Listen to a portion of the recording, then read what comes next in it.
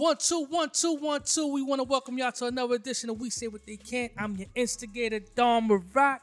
To my right, the First Lady Cinnamon. Hey, what's going on, everybody? We here, we live. Yeah, your hair looks beautiful. You ain't shit. I just wanted to put that out You there. ain't shit. My man Pyro the Fireman. Yo, Pyro, man. We in the building, man. The countdown is on, but we here. Countdown to Brooklyn. what? Countdown to what? Countdown to Countdown lockdown. to meet the Marshals in Jamaica, you know. Countdown to That's what it is. lockdown. Ching, Ching, ching. man. So it's over after that. You tie that jersey. All right. Yo, we got a special guest. I've been trying to Yes. get him on the show for about 2 years. I thought he was going to hit me with the industry Hollywood shit. But he came through for me like, yo, the dude, I mean, I don't know where I start. Anybody from Queen Latifah to Puff to Tina Will Turner. Smith. Niggas don't work with Tina Turner. Tina Turner. Word. The nigga resumes. I didn't even know. I know him, and I didn't even know his resume was that crazy. Crazy. Let's give a warm welcome up for Tony Dofat. Hey. Yeah. What up? What's Welcome, going on, brother? welcome. I'm good, man. Nice to be What's up, here. man? Of course, I always got to support you, you know? Yeah. And that's my whole thing. My whole motto is always supporting someone, even if it's just as small as a retweet, as small as anything, because I'm a big advocate about supporting other people. It may not That's be dope. monetary, but, you know, if I could do... We take that too. We take that Yeah, too. so if it's something I could do, then I'll do it. And I just, you know, and I talk about that all the time on my social media. And I just talk about people supporting people. And I'm like, a lot of people support people that they don't even know. Yeah. Why don't you support people that you do know? That's why I made sure I took it out of my time. I put time into my schedule to make sure to come here and you know, support people. We appreciate it. Appreciate it, man. Yes, we we definitely really appreciate appreciate you 100%. So let's start back. Let's go back to Mount Vernon. Okay, yeah. Mount Vernon days. Yeah. Small town, but a lot of freaking talent. And we could curse. I just said freaking because Yeah, I'm yeah, just yeah. getting warmed up. But like, let's give some of the names of the people that came out of Mount Vernon. Oh, Heavy D, of course. We got Pete Rock and CL Smooth. We got Albie Shore. We got Denzel Washington. Hey. We got Eddie F. We have Wait, Denzel? Denzel. I Yep. know. I just found that out today. I thought with Denzel was Brooklyn. Nah, Denzel's He was from born Mount in Vernon. Brooklyn. Hold on, Dofat. You sure? Don't be trying to we claim. gonna have to- Don't be trying to steal that on people's, He's Dofat. from Mount Vernon. You have to Google. Yo, Pyro, do the Puff- research. I'm on it. Well, Puff grew up in Mount Vernon, but Yeah. you know he Yeah. was born in Harlem. But and Puff, that's how we all got together. Yeah. From all of the Mount Vernon stuff. It's just a very small city, and if someone's doing something, you know that person, then you want to do it too. And then that's how everyone just started doing everything and started working together, because everyone knew what was going on in Mount Vernon. When So- New Jack Swing was out, Albie Shore was out. So Everyone- Roddy was yeah. killing everything. Yeah.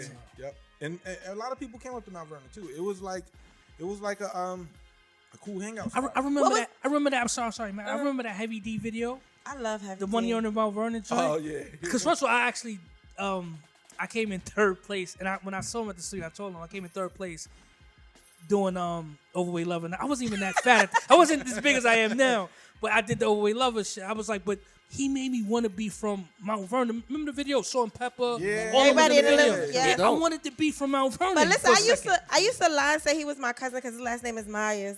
Oh yeah. Maya. That's like Nobody got my last. He was a man, yo. he really Yeah, was. yeah. What was it like growing up in Mount Vernon? It was cool because we had Westchester County flavor, and then we had then we had the we were right next to the Bronx, so then we had that city flavor too. So we had like a little style of our own, which was a little how could I say, we had a little edge to it, but we were kind of suburban kids. That's what I was about to say. Hood bougie. Yeah, something like that. Because we could walk to the Bronx, and you know that's how we got to the city. We walked to 241st Street, or 233rd of Dyer Avenue, and hop on the train, and we're right there. You know, so a lot of people don't really, when I talk about Mount Vernon and stuff in Westchester County, say, "Oh, that's upstate," and we're like, "Nah, we're not upstate. We're right next to the Bronx. We're right there." Yeah. And you know, that's how a lot of people from the city actually moved there, because that was the first city in Westchester County, not in New York City. So people from Brooklyn think the Bronx is out of state. It's Like a you whole need different. a passport to go to the It's Bronx. a whole different when country. you talk about Yonkers and Westchester and all that, they like what? And you know, it's crazy. It's only about 30 minutes away. That's from here. that's the Yeah, crazy it's on the part. far You know, when I actually drove it, I was like, oh wow, it's, you know what I'm saying, it's right here. But it I seems like actually it's used to somewhere else. live in Yonkers.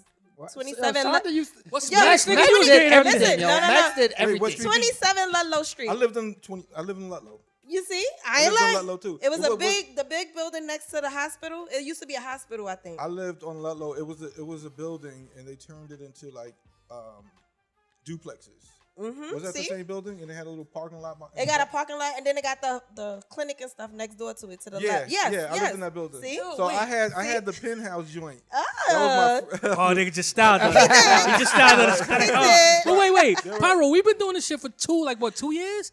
We ain't never hear her say she freaking lived in. What's up with this freaking shit? That's crazy. I don't know. We ain't never heard it. I I told mean, you. you know. I said Yonkers. Listen, Max surprises us every other episode. She tell us something new that we ain't know about. It was a duplex on the top floor. I used to barbecue on the top, and my ceilings were super high. I had a basketball court Ooh. Wow. in my bedroom. I went to Modell's, I remember, and I bought a basketball rim and the whole backboard and everything. And I had the super.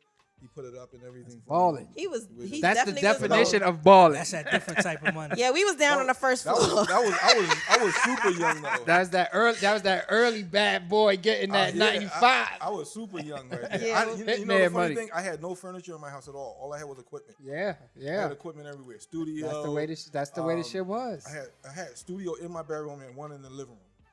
And I used to just make music from one room to another and just make music all day. And that's where I actually did the Heavy D Blue Funk album. I made those beats there. Just waking up in the morning with my boxers on, and I made all of his beats with my boxers on. Just waking up, and just crust under my eyes. I ain't brushed my teeth or nothing yet. Just on the drum machine. And that's when I made all of my music pretty much. Either early night or early morning or late night, but never midday. Midday, I'm always just doing something else. That was always my dream, man. I always tell these guys whenever we have a producer on the show and I hear stories like that, like I always, and I probably could have done it if I really would have thought about doing it, but I just think it's such an artistry to making beats. I want to wake up in the morning and smoke something and sip some mimosa and make a beat. You can make a beat for me, I mean, Pyro. it's not too late. I could probably get into it, but like I'm so in awe of producers and that whole aspect of the music game, man. Yeah. Like the producer is the heart of everything. Yeah. Of everything. Yeah. It's always been a producer-driven industry. It's just that sometimes producers get the light and sometimes they don't. And I remember starting after we did our first remix and Puff and I talked, and he said, "You know what we're gonna do?" He said, "We have to hire a publicist." And I was like, "What's that?" He said, "That's how we're gonna double our money." He was like, "We have to be the star. We have to be a celebrity." And I was like, he was branding already and starting to promote producers before it even happened. And once we did that, we got into the Source magazine, and then everyone knew that we started the remixes, and then our fee doubled, and then he was right. And I was like, wow, this is crazy. So he knew marketing and knew all the strategies back then, and we were both 21 years old.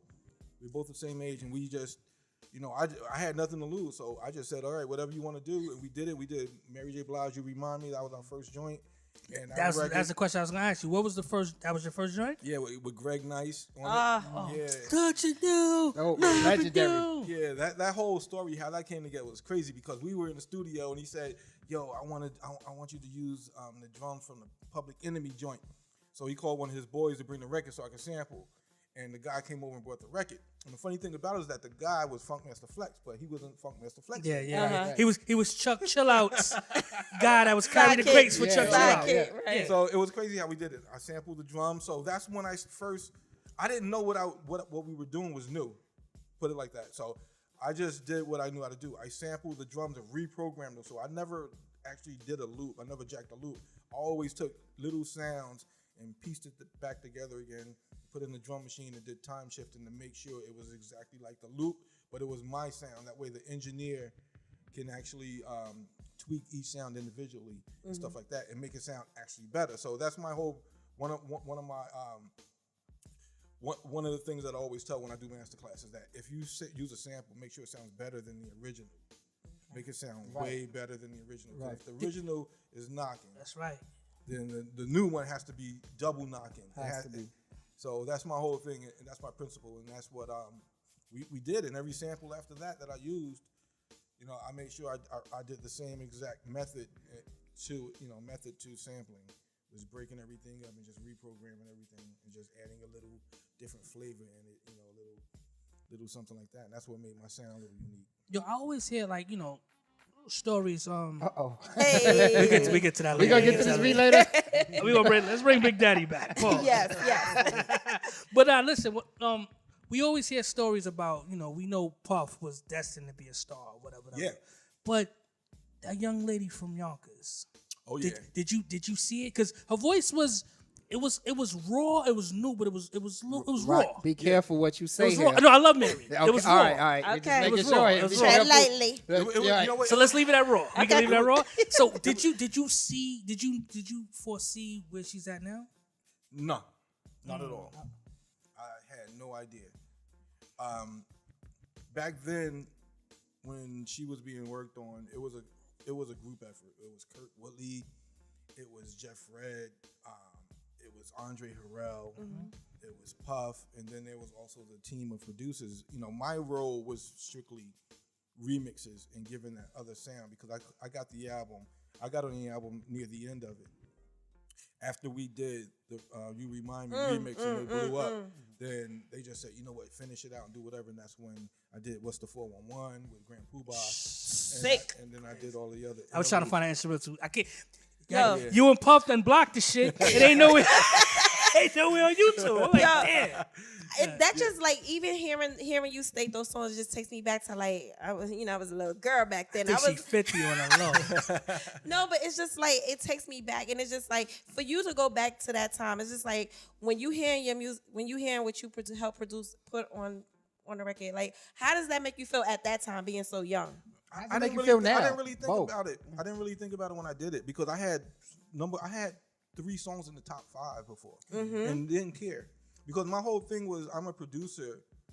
I never wanted to be a producer. I didn't even know what a producer was. I kind of just fell into that role, and I just did what I did. I'm a music guy, but I'm not a music guy, if that makes sense. Right. I'm not like a typical industry guy. Okay. Yeah, I just do I could music co-sign because that. Yeah. that was part of my profession. It turned into a profession from a hobby. Once it started paying the bills, and I'm like, yeah, I really like this now.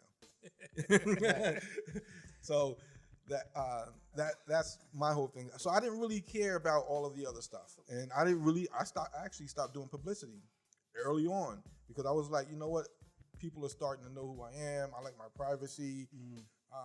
I'm starting to get nervous because I feel like I can't live up to what the expectations of what the media and press is saying about me. So I pulled back, and I was like, you know what, I'm just gonna lay low and just continue to just do music and just and chill. And that's what I did. I didn't want to be in the light. And I see a lot of people get pumped up by media and the fans, and then they Shot down. Then they can't live up to those expectations. So. Was there pressure? Did you feel like you made this hit, right? You made What's the 411? Yeah. The next hit's coming up. Did you feel that? Like, what was that like? Yeah, it was a lot of pressure because I understand what all these artists go through. There's a lot of pressure, especially like people like Michael Jackson, people that did big songs, and you put another song out, you don't want it to be viewed as a flop. Right. A lot of pressure. And being young, I was 22 at that time, 23. I started at 21. It was, I just loved the money that I was making, and I loved my freedom, and I just loved being able to do what I wanted to do. I heard when he's like doubled that our fee doubled. I was like, whoa, somebody in I trouble. never looked at the That's what it's videos and said I wanted to do this. I never did. I never wanted to be an artist. I never wanted to be in the light. I had chances to be in every music video, and I didn't want to because that's not my role. My cousin Yogi was like that. Oh yeah, Because he did Let's Get It, and he did not want. Because people actually thought Rockwaller did the beat. Because Black Rob in the beginning said it was a Rockwaller. Right. Yeah. And everybody thought, and actually Mario Winans is in the video, so they thought either Rockwaller or Mario Winans did that. And to this day, it frustrates with me. Same thing with you, like you got hits. Where were you when you heard your radio on the Well, first before record on that, the radio? I did some indie stuff before that, and I heard it on the radio. How did you react? I had Rough House Survivors was my group actually. Okay. So I produced their whole album and stuff. Who played it? It was on the weekend. It was on one of the rap shows. Like Stretch of My Beats or one of them? No, was- probably like WBLS or 98.7. It was BLS or it was either 98 or BLS. It was one of those. But I heard it, and I was excited for like 5 seconds. That was it. I didn't really Too get cool. You You know, too cool. I got excited. I get more excited when I hear people play it in their cars, because that's when they're in their car. That's their own selection in their own time, and that's what they want to hear. And if they chose to hear my music, I get more flattered by that than being played on the radio, because I know there's a lot of politics that goes with being played on the radio. Right. A lot of times they don't play it by choice. They're forced to play it. But when you hear somebody in a car, like I was walking down Fordham Road shopping in 90, 93, 92, and I saw this Jeep driving by playing my joint. And I was like, yo, I was flattered by that. And I was like, that's what I like. And then when you walk in the club after that, and you see everybody in the club dancing your joint, that's what I like more than the radio. It's a great feeling. I have a couple of questions for you, but before we even get into like these questions, because we got a lot to talk about. Tell people about Tony, the beginning, where you started. How you got into this game. What made you love producing? Like, so I had a background for music. When I was 9 years old, I started playing the trumpet. So I learned how to read and write music from 9. It was just like some natural thing. It was like an You played the extra trumpet? Yeah, I played the trumpet for 10 years. Like nobody. I took trumpet lessons. He was You good. did? No. You know why I took trumpet lessons? Because it had 3 buttons, and I thought it was gonna be easy, and it was really hard. It was really I hard. just explained to my doctor sister the other played the day. trumpet. She has a daughter that's going to that's taking music classes, and she asked, "What instrument do I suggest?" I said the piano, because it's all laid out. Every key has a separate tone, as opposed to a trumpet that has 3 valves, and you have to change your position of your mouth to change it into multiple notes and the combination. So it's a little more tricky. When you see a piano, you know every key has its own frequency and its own sound, and it's way easier. It's all set out for you. And she said, you know what, that makes sense how you explained it. So the trumpet is not as easy as it sounds, because you still have to hit all of those notes within that octave. Right. But you only have 3 combinations. 3 combinations. So you have to make it happen with 3 combinations. And It's then tough. besides that 1 octave, then you have to go to the next octave and the following octave after that. So trumpet, I just gravitated towards the trumpet because I just like brass. My mother is black. My father's Chinese. So I think I'm only probably one of the first black and Chinese hip hop producers, which is crazy. We claiming that. We ain't even doing no research. So my mother used to play soul music all the time. Al Green, Earth, Wind and Fire, anything soul and funk she played. That's how I got the soul and funk in me, because I grew up around that. And my first record, when I used to get my allowance, my first record I purchased was Brick House by Commodores. Damn. It was a 45. Funky. I remember it was $1.50. And I purchased that record, and I played it so much it turned white. You know how vinyl used to do? Wow. And stuff like that. Did you have to put the penny on the thing? The Oh quarter? yeah, after a while. On the needle. Yeah. When the needle wears out, then you got to put it in so it can stay in the grooves. So I've been playing soul music since then. So it's been in my blood all the way up. So now that when I started producing hip hop, it's just in my blood. There's nothing I can do about it. It's just an instinct where my bass lines are soulful. My horn usage is soulful and everything, soulful and jazz. Yo, my producer friends would kill me if I didn't ask you this. What drum machine do you use? Or what's your favorite one? MPC 2000 XL. That's probably my, I've used every drum machine. I've owned every drum machine and used them all and made various songs with each one. What did you use when you did 411? 411 was an MPC 60. That didn't even have a lot of sample time. Nah. It was MPC 60, but I used that with a combination of the S900 Akai. So the S900, the Akai, This is grown folk talk right here. This is grown folk talk. is always a standard whenever you're dealing with 90s hip hop, because there's only a limited amount of sampling time for all of those drum machines. So those are good for hi-hats, snares, kicks, and sometimes bass lines. But when you want to deal with loops, and especially loops that change, and you want to sample a 2-bar or 4-bar, then you're going to go to the S900 or the S950 by Akai. Now, a lot of people, Easy Mo B still has this and still uses. I know Pete Rock used it. Well, I know he was heavy on the SP1200. Yeah, the 1200. Well, though all of us used the 1200 in conjunction with the 950. Okay. That was always the duo, the setup. Got you. It was always the 950 and the MPC or the 1200. Well, real quick, stayed in Mount Vernon. Yep. We talk about all the people that made it. Yep. Who was that talented? Because there's always a talented person, but never made it out or never got a chance to. Oh man, there were so many talented. I can tell you some crazy stories that'll just blow your mind. All right, for example, so in Mount Vernon, growing up, I had a partner, and we started a production company together. My boy Greg Trotman. We started a production company, and we started just signing local talent. We had that's where I first met Yogi when he came by the studio on 236th Street and White Plains Road in the Bronx. Okay. So we had a little studio set up there, and I had DMX signed to me. Wow. Back then. No. Wow. So you had him before Rough House had him? Yeah, Rough House. No, Rough House. He's Rough House. Yeah. Rough House Columbia. Yeah. Oh, Before that. What? So all of this, when he got in the Unsigned Hype, I did the music to get him in the Unsigned Hype. No. Wait. Those songs that he put out were just the same thing, were remakes of most of the material that we did. I heard because Yo We played did. a lot of old songs. Even the song he had a song that said Mary. Yeah. Yeah. What? It was. You remind me of a hoe that I once knew. It was bad. What? It was bad. We did It was 18 songs, and for some reason, we got him in Unsigned Hype. Everyone loved him. He was in and out of jail at that time, but we just couldn't land a deal. The timing. It wasn't. You know what I'm saying? It's Yeah. Puff.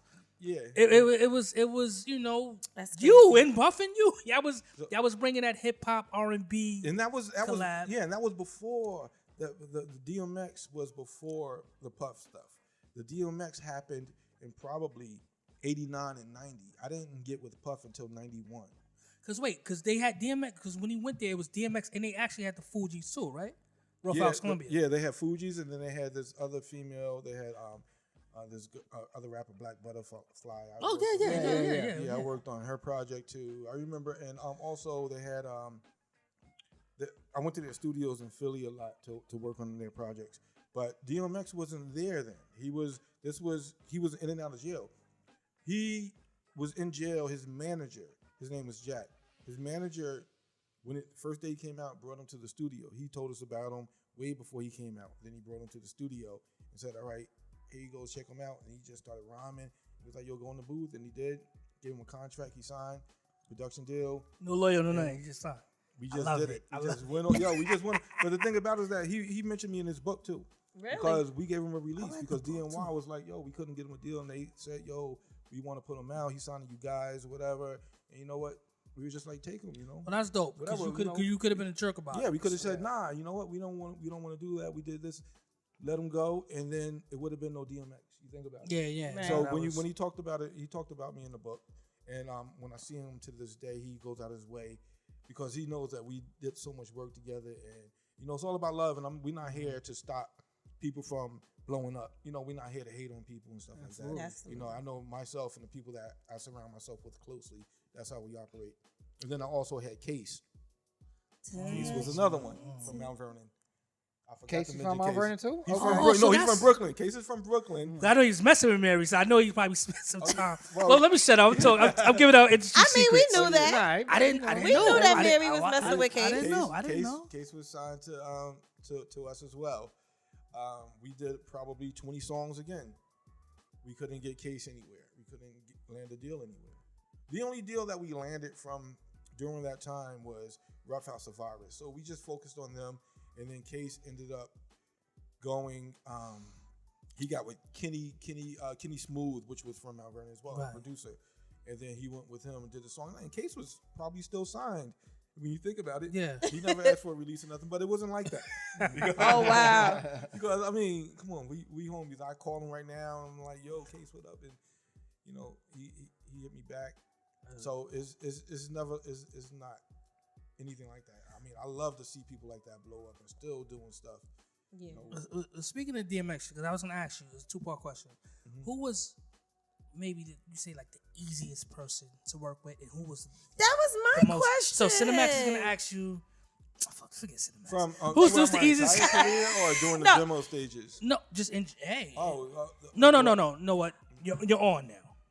You're on. All Let's right, do it. let me see. The easiest one to work with right now. I mean, after Like, oh, this is quick. Oh, wow, this is. it was, I would have to say Mary. Okay. I would have to say Mary because Okay. you know why Mary? She was always a quiet girl, humble, sat in a chair, just went in the booth. All right, you want me to sing that? Okay, I'll do it. You want to do this? All right, cool, I'll do it. Let's I'd do have that. lost money on that. That was it. See, that was Very, professional. very. I That's love why. Mary. That's Wow. why when everyone is talking to, when she was in the media with all this stuff, I was really defending her hardcore because I really know how she is as a person. Very beautiful person, and and all the stuff she's going through now, she don't really deserve it. Nah, Yeah. she And- don't. Nah, definitely not. And that's why I go hard for her because, she's really a sweetheart. Are you going to say who's the worst? I don't know. No, so we taking issues up here. Who's the person that they show up 2 hours, 3 hours late to the session. They get there, Ooh, they drunk, they bullshit around. They got their entourage. ooh, yeah. But we love Few them. of those. Let me think. We love them, but me it think. just was a bad night. Let me think. Ooh, That's I that have to look up- JW. Stole my You question. can take a sip. I have He to look stole up my my discography question. really, because that's a tricky one. Hey, listen, this is what we're here for. I gotta look at my discography. Keep that. Let me think. Let me get back to Your that. discography is crazy. All right, I have a No, question it for really you. is. We're really not letting you get away with that. Nah, We're we're gonna come back pass to it. on. I have a question for you. As a producer, what's more annoying to you, right? Oh, someone who shows up late, knocks it out in one take, or somebody who's there early and you got to do numerous takes. You there all night. I would prefer the one that shows up late. I would prefer the one that shows up late because the numerous takes, there's something that's not natural about numerous takes. Speaking of late, Dofat was like an hour late. Yeah. But guys, Hit the shot. he's slipping over there. It ain't really working right now. It ain't really working. The shot button's up top left. None of it's working. Don't worry about it. I can't get up there to fix All it, right, so we all Bang. good. Yo, I had to travel real far. Good, I'm playing. Yeah, you get to the answer. Dad, what was the question again? Would you prefer the person that showed up? Yeah, I prefer the person to show up Oh, late Jesus and just knock it out because it's more natural. Mm-hmm. I learned about that from Elder Barge. I learned about Elder singing Barge. natural and singing with feeling as opposed to doing something to try and make things sound right. It's all about capturing that moment of feeling. Is Elder Barge hair like really that good? Elder person? Barge is No, it's probably- hair. It's hair. Oh yeah, it is. That nigga hair is remarkable. Yeah. It looks You like, didn't it see look- you it didn't looks see like a all the perm. brothers, sisters, all they hairs like Chico that. ain't had no I hair. met I all ain't of see them. Chico here. They all sang background on the song. You don't remember Rhythm of the Night? When they I go know, dancing? but I said, was his hair really that good in person? You could tell. He's a genius, yo. You want to have a baby by them? No, I was too little. You know what? He is probably one of the most slept on geniuses. Really? musical Yeah, geniuses. Really? yeah. All right. I've heard that. He will before. go I've heard in that. the piano in the booth and just play piano and just sing a song from scratch. Wow. Like nothing with nothing pre-written. Family is really talented. When you The think whole about family. all the old stuff that he did, he actually played on, sang, wrote. He wrote all the stuff. Could be the king of the what you call it? Falsetto. He Falsetto? could be the king. Probably. Could be the king of the falsetto. Really? Probably. He's incredible. I love watching him perform. He has feeling. He was mentored by Marvin Gaye. Yeah, that's right. So he taught me a lot of stuff that was passed down to him through Marvin. And it's just working with someone that I grew up listening to and teaching me a lot of secrets, and then me passing it down to my students. And when I do master classes around the world, just teaching all of them the things that happened from the 60s and 70s in soul music is crazy. And when they think about it, when you think about that and when you create music, your music will come out different. And we're talking about producers that actually make music and actually record vocals and involved in the recording process. Nowadays, producer role has changed. It's to people that changed just a lot. make beats and say, hey, I was gonna get to all that a little later. Yeah. Definitely. I talk about it all day on social media. Though. But who's the one person that you haven't worked with that you want to work with? Which is a typical Maroc question. But God though. Few Steeler. people. I mean, I still, despite what the news say, I still love R. Kelly. I like R. Kelly. I mean, one thing He's about talented. They can't take that from one him. thing about me, I love talent, and He's I think he's a talented as very shit. talented person. I He love. is the most. I ain't gonna say I that. love the feeling that he gives and the emotion that he gives when he sings a song. The same with Aaron Hall. I would love to work with Aaron It's Hall. funny because some may say, R. Kelly He Aaron did. Hall He style. jacked him. He jacked him and took it and ran with it Yep. and did better with it. Yeah, That's he all. did. He sure did. And He that's just from did better with it. And Charlie Wilson, I would love to work with him. I love Charlie. I It noticed makes you're- me want you're to say I R&B want to be an though. R. Wait, but what's Uncle Charlie. more what's I don't want to say use the word more difficult, but what's more challenging, recording, producing for hip hop or R&B? For R&B. all day. Really? Yeah, R&B. I knew is- that. I wanted to hear what he said because Yeah. You I know, used to in sit in vocals, on you gotta R&B sessions because and, you're an engineer. but You right. even pull that card. Yeah, you're an engineer. Yeah, engineer and mixer as well. I feel So sorry R&B for engineers. Y'all gotta sit through a lot of fucked up Yeah, sessions. it's a lot of stuff you have to tweak. A lot of things you have to prepare to before you even record. Well, I mean, same with rap vocals, but with R&B, it's a lot because you're dealing with a lot more vocals because we're dealing with stacks and backgrounds and harmonies. So we're dealing with when you're dealing with those tracks alone, those can just end up being 20 tracks just with vocals, just with background. And that's just Wow. one section, and then we have another section, and then that has to be EQ'd, processed, and then it has to be blended properly. And there are a lot of notes that you can't really hear, but you can feel the notes with the harmonies, especially like with the Jodeci stuff. Well, I did. I'm still waiting remix with Jodeci, all original vocals from scratch, and there were so many vocals. I think back then we had to use two 2-inch machines. Was KC sober? No. Okay, cool. I love Casey. He had a 40 ounce of old English. What? My boy, Yeah. I don't know if I should even drop his name. What was my boy from La Day? I don't want to say which one. Said their inspiration was Jodeci, and they said Jodeci used to do some wild shit in the studio, like walking around doing coke, running around butt naked type shit. But the thing about it is that it makes the star the star. Right. It's the artistry Absolutely. in the star. Yeah. So that helps their creativity. Okay. It- What was the weirdest Session? session as far as like, people got different styles of recording. ooh. Who had like a weird style, but it worked, but it was just weird. Y'all took about 8 of my joints. I just want y'all to know. The the weirdest notes. section. We questioned Jackin tonight. I should have left my shit on the table. Yo, While he was running late, y'all was got looking my at my own- shit. I had it right here I'm on the freestyling table. these questions. So I Yo, have Tony, nothing. Tony, we couldn't wait with the questions. We like this. I'm trying to find out. He gave us too much time. He did. I got 2 questions written down. That's it. I'm just freestyling these Yeah, questions. The weirdest. It's kind of hard. Nothing was really super weird to me. I'm trying to think. Because I heard a story. I heard a story about Big stripping to his boxes to record a record. You know what I'm saying? That's weird. Yeah, you know what? There's some things that happen, but I can't really say. You don't have to Okay, name. You, have- okay. if you don't have to name a name. You don't have to name a name, but you could name what saw- happened. An interlude that I was mean, real. I've seen some pretty high profile guys expose themselves in the studio, in the vocal. I mean, in the control room. Why? Coke. Nah, I'm to girls. I mean, Oh, okay, you know what? okay. Our sessions are like big parties, like big private parties. Right. So you have to create an ambiance. You have to create an environment Right. and a feeling and a mood, and everyone has fun. Mm. At the end of the day, everyone has fun. Nothing is crazy. No one's getting choked out. Right. No one's being forced to do anything. But people just have fun. They drink and whatever. And you know, I'm sorry. I'm so- laughing because she looking at her notes. I'm looking at my notes like, Keep your notes away from me. Yep. And one session, this guy pulled his joint out in the control booth, and He was a singer. nah. rapper. Don't let him bait you. No. I'm Bait you just into- asking. He gonna bait you into. Is it a rapper? Nah, I can't. That's it. That's it. Shout out to Stevie J. That sounds like Stevie J right there. Yo, Yo, but one thing about Stevie J, a lot of people don't. That dude is talented. He he's is. he's so talented. He gets lost into this, the love and hip hop thing. First of all, that's really how he is. I'm Yeah. sure you could. That's him. Sleeves. That's no acting. Sleeves. Was there any He's was a there any very other talented- competition between? Because like first of all, wait. First of all, let's bring it back. Ask him about the Hawaii trip. Diddy, you was with Diddy from before Bad Boy. Yeah.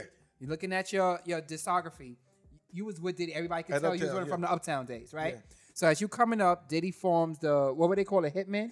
Mind you, I didn't do a lot of research on this because I wanted to come straight from my knowledge. On Okay. this one. Okay. So he formed the Hitman, right? Well, the Hitman was after he left Uptown. and then he started Bad Boy while he was still at Uptown. Right. And then when he left, that's when the Hitman was in full effect. Okay, so now we got the Hitman. We got Yo. Who's the original Hitman? The original Hitman was myself. All right, Tone and Poke from the Trackmasters. Right. They never signed on. And also Rashad Tumbling Dice, Rashad Smith. I just spoke to him recently. No doubt, yeah, Shout out to yeah. Rashad. He's all Rashad over never it, signed dog. on too. So at the beginning, it was myself. It was Tone and Poke from the Trackmasters and Rashad. I was the only one that signed on. Yeah. But I didn't sign on until 10 years later, which is crazy. A lot of people don't really know. Might be smart. Yeah, so It might be smart. So I did all of my other stuff, and then I signed at 2000, and then I did Making the Band. Oh, I know them EMI checks is nice. You hear that laugh? I know what I'm talking about. That EMI check is nice. So I just waited, and did built my own career, and then then we linked back together.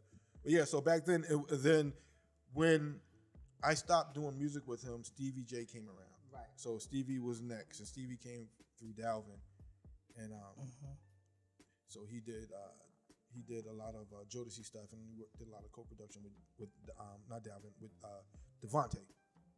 So he was asking about the competition. You had Yo. I know you got Yo. The Yogi King, you got yourself.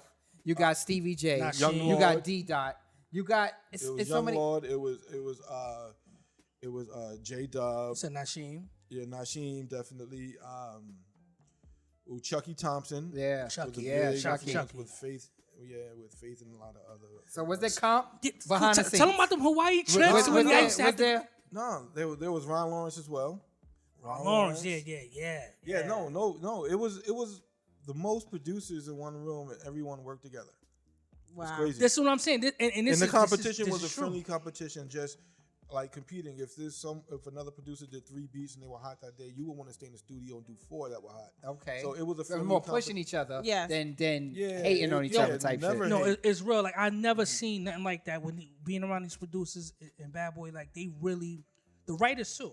Yeah. They really root for each other, Yeah. and it's like I seen Yog make a beat. Mario come in there. Mario Wanna's come in there. Yep. Give Yog a little look, and he goes in another room That's dope. and go knock out some joints. That's dope. Yeah, that's what That's how it should was be. dope. That machine, that factory there was an ideal beat making factory and production factory, because all of us, not besides making beats, we all know how to make records.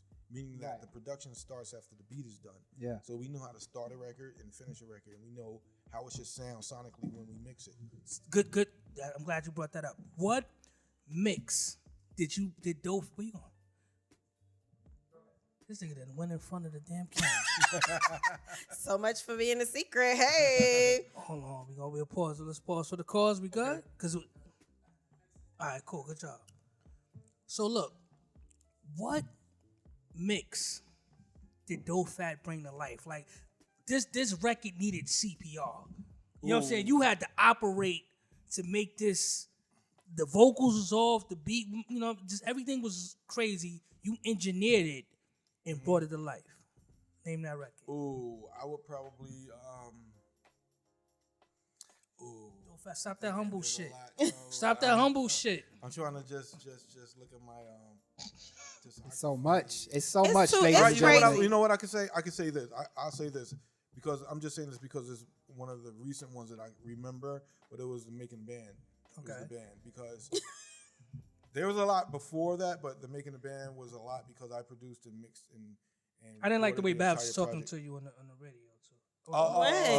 I didn't like that. What Not she the radio said? on the show. On the show, yeah, I didn't like the. Oh yeah. Now it's all love though. There was a lot of other stuff going on. When I was shooting that, when we were shooting that, my mind was just to finish this album. I had a lot. So a was lot it of this pressure. record that you brought to life? Was it this? All of them, because a lot of them were rhyming off beat. I had to actually, before all of this vocal line and all this stuff was out, all these plugins, I had to actually shift syllables to put people on beat, because you got to remember a lot of those artists were never. Yeah, they was Never raw. recorded They Yeah, was songs. raw. Yeah. They was raw. So That show I'm was like, raw. That's the thing about The it. show was dope and the theme song was dope. The It was theme dope. song was Written dope. by Maroc. But anyway. Yeah. Yeah. Maroc wrote that, Yeah, you know, yeah. And then we came, boom, shakalaka, boom, shakalaka, boom. Oh, we moving too fast. It was Dylon. You know what's crazy? I actually reached out through a mutual from my man Dust, which has a show called Streets Wanna Know Him. I reached out to Babs because I felt bad. I'm like, you know what? We put the record out, taking a band. I was like, yo, tell her I want to come on the show. I want to apologize to her. Brooklyn MC, female. So she said, all right, I'll do it. So Dust like, yo, it's a go. Da da da. Dust called me back 5 minutes later. Yeah, she called me back. She said, nah, y'all niggas dissed her too hard. So she ain't. She probably went back and listened to it. So Babs, if you listening, it's all. I You apologize. still cool with Babs? I never was cool with her. No wonder she ain't I answer grew my up across the street email. from her. Yeah, I never the was East. cool with her. I never got it. I met them. Actually, when I met them, I was writing for. Remember when New Edition got signed? Yeah. I was writing for. That album was I was writing for I was writing for Michael and Ronnie. Ronnie. Ronnie. I was writing for them. Yeah. And when I left out, they was actually singing the Sugar Hill Gang outside of the studio. I met them there. Told them, don't worry about it. Just to begin, gave them some encouraging words, jumped in the truck and broke out. So they was actually, we didn't really even want to do that record, but the beat was so hot, we had to jump on the beat. The beat is You hot. know what? The beat Beat's is- hot to death. I was gonna say because I didn't know if you was cool. I was gonna say she's in Brooklyn. I was gonna say we should call her, tell her come over. Nah, well, I need you to say because I think she still has some bad feelings, and we were young, and it was crazy. That was a long time Let ago. her- everyone right now, everyone grew up, right? Well, let her know to set it up. We'll talk, yeah. set it up. Yeah, it's all good. I apologize. On the Because air. because we're doing work right now. We're Yeah. doing work, not right now, but we're planning on shooting some stuff with a network, major network. And I That's thought her all. Ness was real talented. Yeah, they are. Yeah. They are. I was gonna ask you, did you keep in contact with any of them? Yeah, we're doing something right now. I can't really talk too much, but it's Right. an actual Okay. show. So we are doing something in the works, but I speak to all of them. That's and we good. always, and even after the show, they came out to my place in Long Island when I did where I lived when I produced the album, and they came out and I started working with their solo projects because Puff was like, all right, cool, we keeping Ness and Babs and finish their albums. So I had them come out to my house, so I didn't have to keep going back to the city, work with them and stuff like that. And then Sarah came over, stayed for a little while. So I and throughout the years I kept in contact with everyone, and we still do to this day. I noticed in your records, like with a lot of the band beats that you did, the snare was real low. You was selfish on the snare. What was I turn the snare up a lot, and Puff. First thing he does, when he comes in the studio, he's like, he doesn't even hear the song before he exactly. play Yeah. the kick and the snare, and he put his finger on it and just pushes it up. So everything is loud, and that's a result probably from mastering. Just to let people know that you have to really turn your sounds up a lot, because when you master it, if you don't have the right mastering engineer, it can really harm your vision. It can really make a song. I mean, it won't take away that is the hit factor, but it can mess your vision up if you're a real creative person and you're like, yo, I want my kick and snare to sound like this. You have to make sure that it's up there before it's mastered. If not, then it's going to get buried. Get Max. Get. She had a question. Nope. I'm not really still a question. This song right here, the song that we're playing tonight, you know what? The song tonight, I had to redo that beat twice. I went into the studio and I had to track it, and the song got erased. Oh. And then Puff was like, yo, I need that song, Playboy.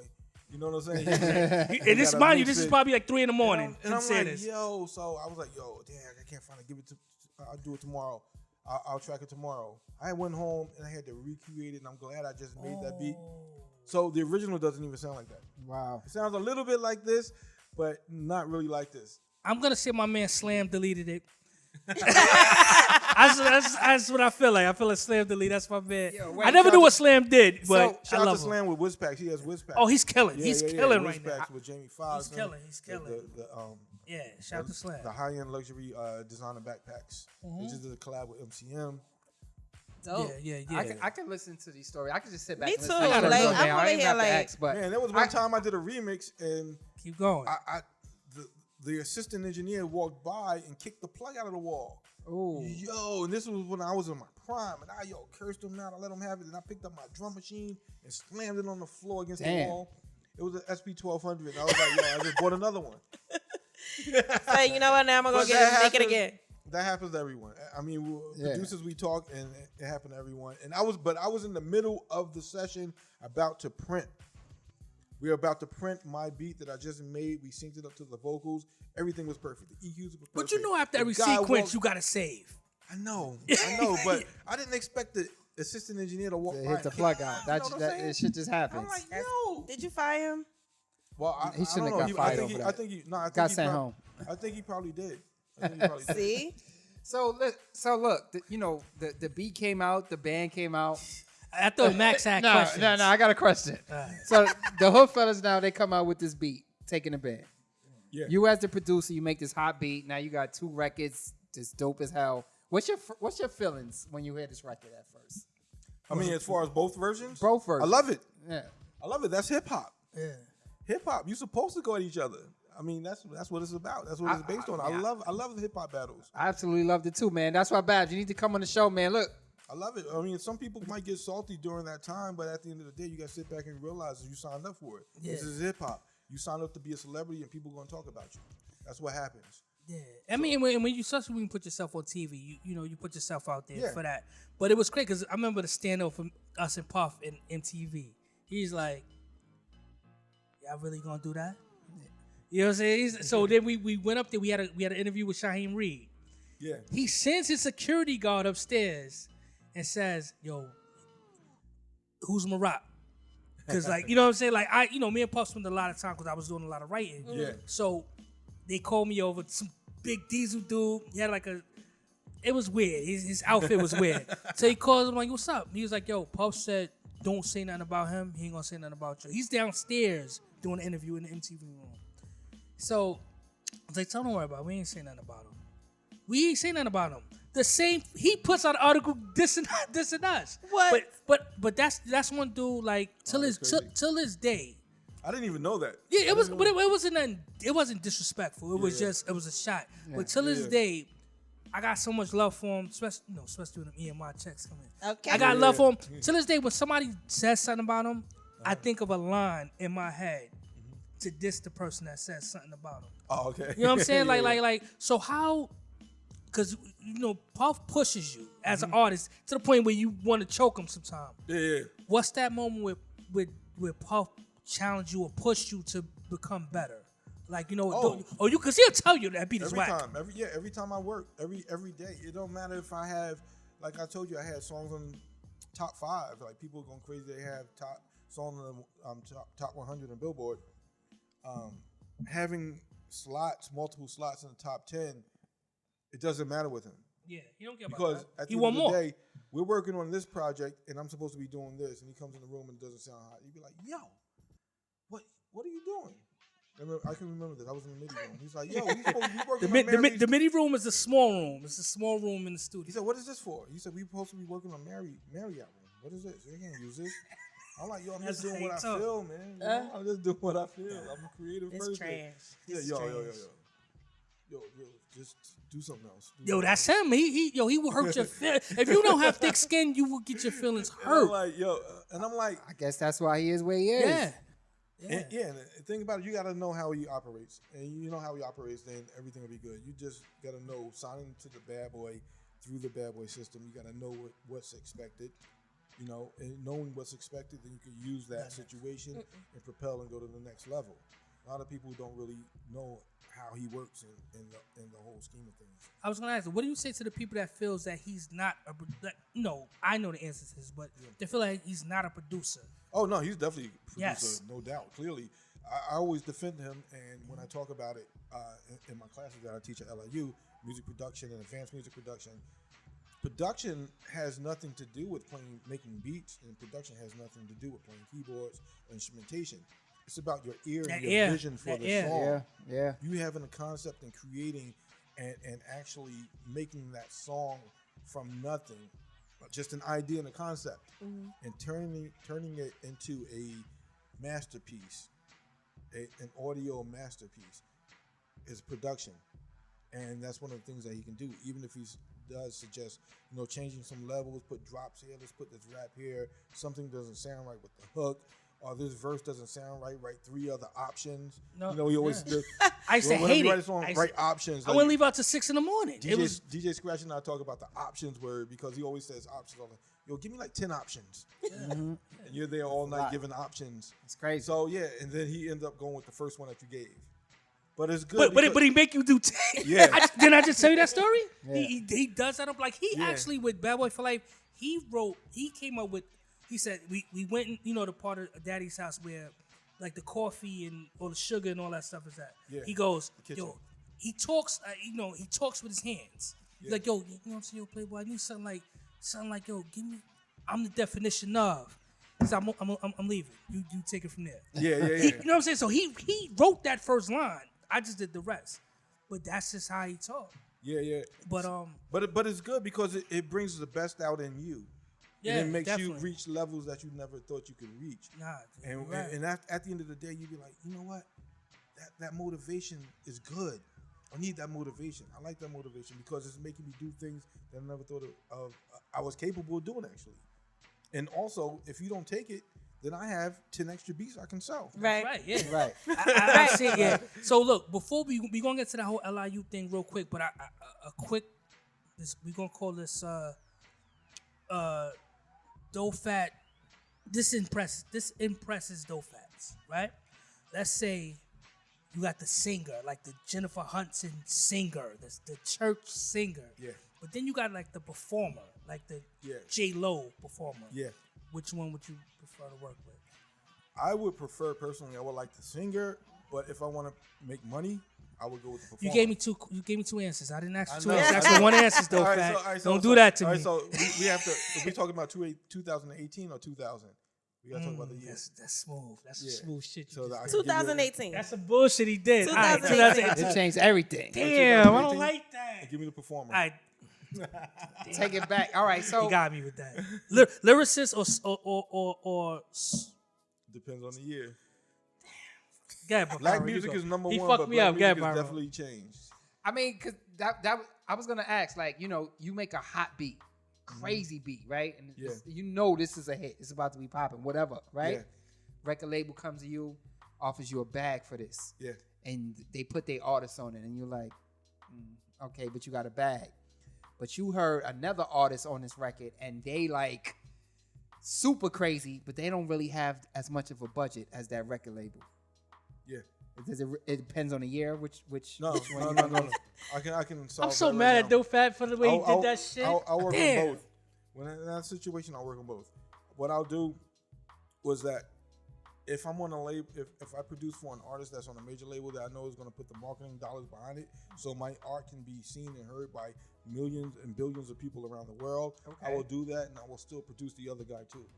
He may not have that record, but I'll He give him can't something get that else. beat. He gonna get something I'll else. give him something else. I got you. So that's how it is. That sounds fair. That sounds I'll fair. definitely do Definitely. So what's going on at LIU? What you got going on? Yeah, over so there? LIU is great, man. I love it over there.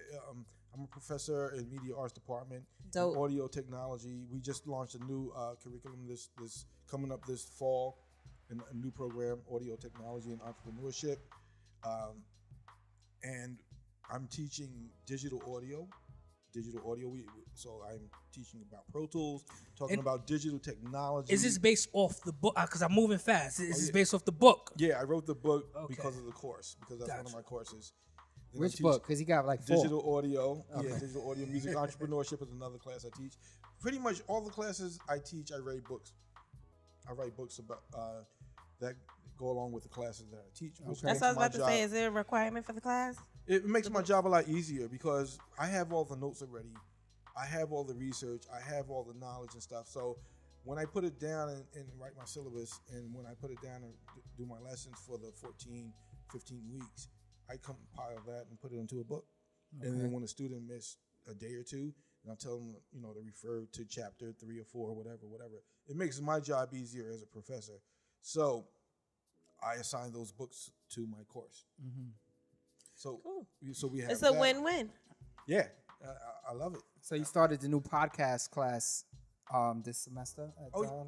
Yeah, well, We got a the book for class that? has been running. No, I don't have a book for it. I'm not going to do a podcast book because podcasting changes every 30, Right. 60 days. So I didn't really write I didn't write a book for it, but I have all of my stuff and my notes, and I got into podcasting a while ago, and now I really took it serious once I started teaching the course. Now it's amazing when I watch all of my 15 students come in. Day one doesn't really know anything about a podcast. Now the semester ended last week. Mm-hmm. Now my class, each one of my students have 3 podcasts. Wow. Wow, that's episodes. dope. If anyone of us looking for a podcast, tell them to come here. Okay. We got about 16 shows under us. Okay. Tell them to come Ain't on. growing. And I'm You talking know? about on every streaming platform. They have Dope.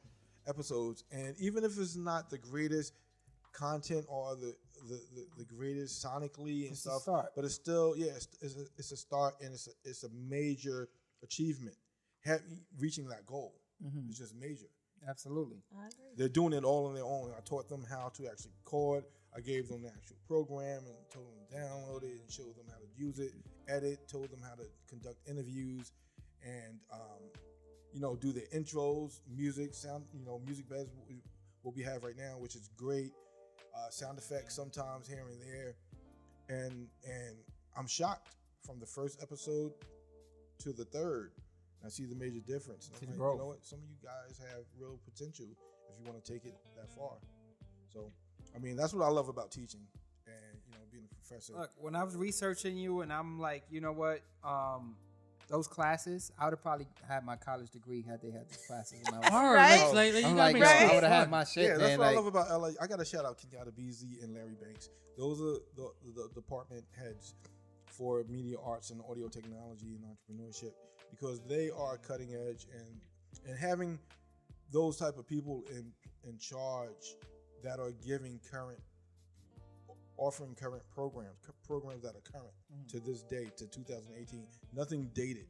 Because when you go to a lot of other universities, you're going to have a lot of classes that are offering music business classes that are talking about selling records in the store, and when they aren't even stores, don't even exist anymore. No doubt. Right. So this program is cutting edge and is current, and that's what I love about it. They're willing to do changes, and they know times change and music change every 3 months. So it's great working at LIU. LIU is across the street from my 9 to 5. I might just sneak in and sit outside your classroom one day and take some notes. Oh yeah, man! On The the classes pad. I teach: music entrepreneurship, advanced music production, 1 and 2, digital audio 1, 2, and 3. What else? Sound design. So many classes. I gotta So connect have you with probably- I gotta connect you with my engineer. He teaches for Native Instruments. Shout out to Ass Technique. I gotta we gonna talk. I gotta plug you with that. Okay. But before we I got a question. Wait. Let Max I let got a Max get off. question. Let Max get off. I'm gonna let Max What get the- off. No, you gotta let Max go. You Listen, gotta I let know, I'm going behind the boards. I gotta excuse myself real quick. But listen, I just want to He's just big you up. I just want to big you Thank up, you. man. Where you going? 42 projects, certified gold and platinum by RIAA. He gotta pee? I don't know. That That's nigga what it gotta is. pee. Nah, go ahead. All right, go, Max. I wanted to, so being that you have this podcast going, you're producing all these records, you're teaching classes. What does Dofat do for fun? Oh, I do a lot of stuff for fun. I want to know what you All do. right, so I like this I, part of shit. I play softball. Really? I joined 2 softball teams recently. I play once a week for one, and I joined the spring league and I've joined the summer league. So I play with like 12 total strangers. Is It's that with fun. New York Social? No. Oh, okay. It's in Jersey. She It's knows called, everything. the league is called ABL. Oh, cool. Join ABL if you guys want to join a softball league. And we're starting a summer league. Well, the summer league starts June 10th. So I do baseball. I play golf. I haven't played in a while, but I do tennis. It's a rich person's sport. Yeah. Racquetball. I love swimming. What else? Podcasting is a hobby. Yo, the nigga could cook. Oh, He yeah, could cook? The nigga could cook on the low. Don't let him fool you. What you cooking? Blast, he was like, yo, ask a nigga about his fried chicken. I'm like, Blast, you ate Dofat fried chicken? He's like, nah, I just. Oh, that sounds I already dope. could cook. Don't that sound dope? Dofat Oh, fried yeah. chicken. Yeah, I want that. I want that. Let me trademark. He ain't Yeah, come with so- none though. I tried a whole bunch of different recipes on how to make the best fried chicken. So I kind of mastered that. My mother's from the South. Of course, my father's from China. So I have both of those influences going on. So I know how to make real Chinese food. I know how to make real Southern food. I can I can make ribs, or I can make chicken, fried chicken, collard greens. I have collard greens at the house now that I just made. You ain't bring shit over nothing. here for us. Wait, Nothing. Max, get him. You being nice. You being nice to him. And I try to get innovative and just make new ideas and new recipes and new things going on. And I have dinner parties and karaoke parties at the house. We invited. Hold we on. need to be Oh, invited. yeah, definitely for Max, the next one we do. I'm gonna bring take you guys. him. Take him to the lovers lounge. No, Take I him wanna to the lovers lounge. I'm being nice tonight. Yo, she on some bullshit tonight. I'm being nice tonight. All right, so listen. Oh yeah, yo, my karaoke parties are lit. Yo. When? When is it? Monifa was over there. Said the industry cosign. Big said was over there. Wait. Olivia. You worked with Mad Cobra, y'all. Oh yeah, man. The nigga work with Club He worked with Club Mad Nouveau. You don't know Yes, Club Nouveau. yes, I do. Hey, you Yes, don't know I Club do. Nouveau. I said Mad Mad Cobra. Cobra, I yeah. seen that. I was like, wow. Shout out to his managers. Girl, Flex. Y'all don't remember that? Time yeah, to Flex. have sex. Yeah. Yeah. Skin Deep. Oh, y'all know Skin Deep. Yeah, Yes. come on, man. We Oh, kind of man. old. He went to LaGuardia. Like They- all of them. they Like, older than everybody me. went to LaGuardia. They Nicki older than me, but Minaj, everybody. they older than me, but they old. I'm a little. I'm like a year older than you. No, you're not. How old are you? 27. Well, I'm 29. I liar. So, I'm 24. no fat. Like, what's being that you're doing the you're instructing at you're teaching at LIU. You're doing this. Do you have any desire to come back to music to produce and? Yeah, I'm still producing. Oh But yeah, I'm you very said the band. selective. Yeah. I'm just What- very, very, very selective. But like with the sonically how the music has changed, what's the motivation? Like you trapping? You out here trapping? No. I'm taking the only thing that changed. A lot of the timing changed, but a lot of the sonics changed.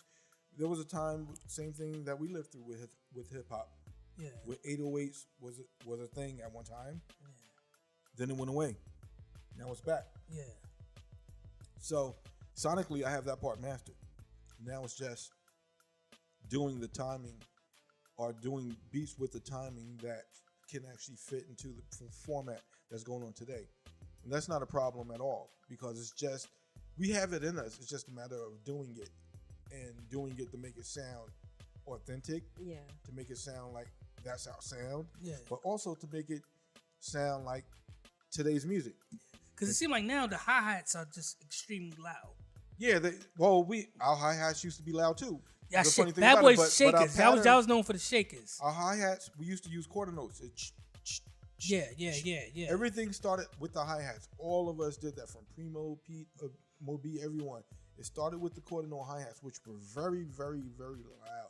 The frequencies changed, but we have those loud hi-hats. The only thing that changed with the hi-hats are the patterns today.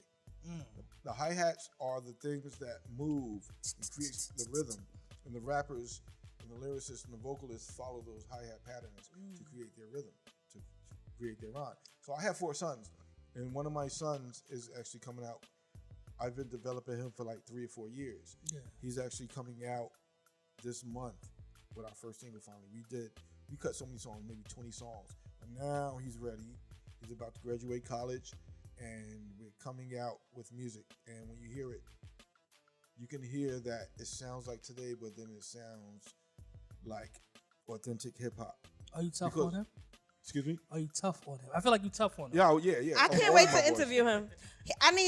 We need to get him here. Yeah, I think he's extra tough on him. Yeah, we Like, need to get him I here. didn't even feel sorry for him. I know you give him out. They all, and it's funny because they're scared to play me beats and they're scared. Yeah. So it's I like, would be they're too. Because my youngest son, he's 18, and he's a producer. He make beats, and it's hot. He produced my other son, and when they play the stuff, it's like.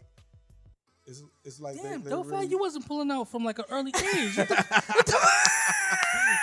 I had them back to back. Hey. Wait, You know how what? old were you at your first gig? I was 25. Okay, that's not That's not bad. bad. That's great. good. That's Yeah, good. no, I was That's good. 25. I waited. Pull out there. you I know thought what he I'm was saying? like leaving it in the 70s, just Nah. leaving it in there. Nah, Silly. I was married, divorced. You know what I'm saying? Actually, my ex-wife was our publicist. Really? Yeah. Okay. Yep.